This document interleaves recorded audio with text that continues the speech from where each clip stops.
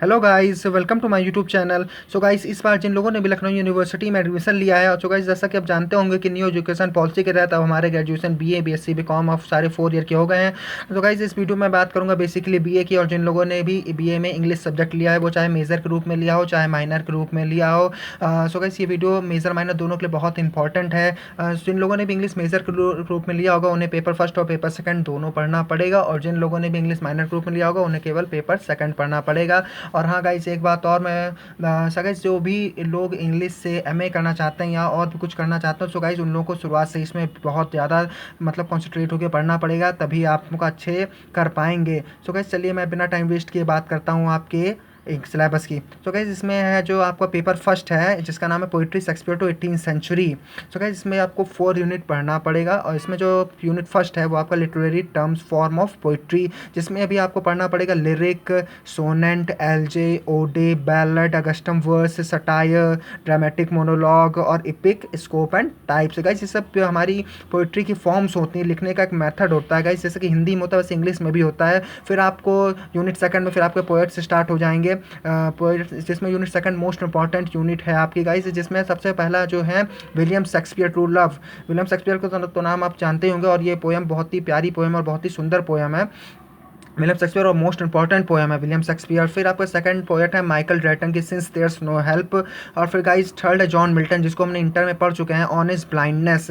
Honest blindness ये है John Milton की ऑनेस्ट ब्लाइंडनेस। गाइस ये यूनिट बहुत ही इंपॉर्टेंट है। फिर बात करते हैं यूनिट थर्ड की, जिसमें आपको जॉन डन पढ़ना पड़ेगा, प्रेजेंट इन एब्सेंस। फिर आपको पढ़ना पड़ेगा John Dryden the poet Shadwell from Mac Flecknoe. फिर आपका है अलेक्जेंडर पोप, जिनका lines on Addison from an epistle to doctor Arbuthnot. फिर गाइस बात करते हैं यूनिट 4 की, तो इसमें आपको थॉमस ग्रे पढ़ना पड़ेगा, elegy written in country churchyard. और फिर William Blake London. Guys unit 4 की William Blake London a most important poem है फॉर दिस एग्जामिनेशन। और गाइस इसमें आप देख पा रहे होंगे कहीं कहीं स्टार दिए हुए, स्टार का मतलब ये है कि 90% सिलेबस आपका इसी से ही एग्जामिनेशन में पूछा जाएगा। तो गाइस चलिए अब हम बात करते हैं दूसरे पेपर की, जिसका नाम है शॉर्ट फिक्शन। सो गाइस ये देखिए, ये हमारा है पेपर सेकंड, जिसका नाम है शॉर्ट फिक्शन। गाइस ये केवल माइनर वालों के लिए है, जबकि मेजर वालों को तो पेपर फर्स्ट और पेपर सेकंड दोनों ही पढ़ना पड़ेगा। सो गाइस इसमें भी आपके पेपर फर्स्ट की तरह ही 4 यूनिट हैं, जिसमें आपको यूनिट फर्स्ट में एलिमेंट ऑफ शॉर्ट फिक्शन पढ़ना पड़ेगा, जिसके अंतर्गत आते हैं plot, characterization, narrative technique and setting. Guys उसी तरह है जैसे हम लोग लिखते हैं, जैसे हिंदी में होता है हमारा plot, characterization, narrative technique, setting, सब पढ़ना पड़ेगा। फिर आपको यूनिट सेकंड में फिर शुरू हो जाता है इसके जो राइटर्स हैं, जैसे एंटोन चेखव की the lament most important poem है, मोस्ट इंपॉर्टेंट शॉर्ट स्टोरी है। फिर गाय दी मॉर्पेसेंट द अम्ब्रेला की।